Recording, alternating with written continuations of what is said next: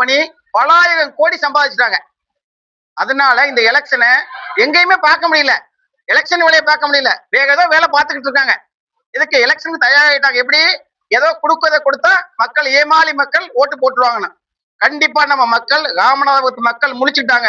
போதுண்டாப்ப உங்களுக்கு நீங்க கொடுத்தது நாங்க வாங்கினது, இனிமே எங்க சந்ததியை காப்பாத்துறோம், எங்களை காப்பாத்திக்கிறோம், எங்க பிள்ளைங்களை காப்பாத்துறோம்னு எதுவுமே இல்லாம ஜனநாயக முறையில ஃபர்ஸ்ட் டைமா இந்த தேர்தல் நடக்க போதும் நான் நம்புறேன்.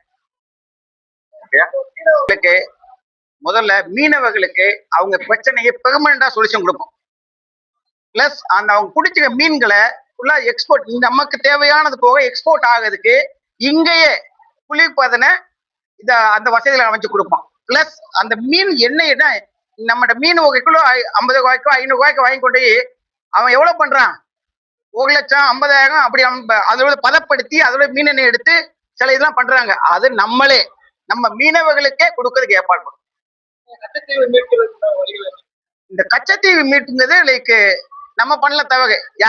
இந்த கச்சத்தீவு மீட்டுங்கிறது லைக் நம்ம பண்ணல தவறு. யார் பண்ணதப்ப ராஜீவ் காந்தி அவங்களுடைய மூதாதைகள்லாம் பண்ணி போயிட்டாங்க, நம்ம நாட்டை ஆண்டவங்க எல்லாம். அதுக்கு உறுதுணையாக கருணாநிதி குடும்பம்.